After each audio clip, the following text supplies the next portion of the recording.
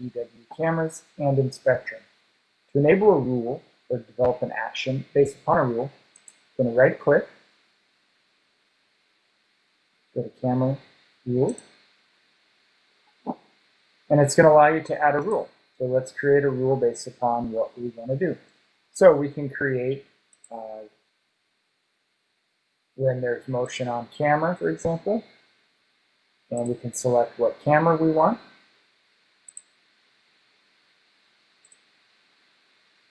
We're going to have a notification, we're going to create a bookmark, device output, a myriad of options. Play a sound, repeat the sound, we could send an email. We could write to log, we could do any of that, and then we can make it for specific users, or we can make it for all administrators. We could cause a global notification setting to happen. We could force acknowledgement, meaning that if it wasn't acknowledged, it wouldn't happen. And we can also set it up on a schedule. We can say by date and time what we want that notification to do. So if you just want it after hours, you can set it up for after hours.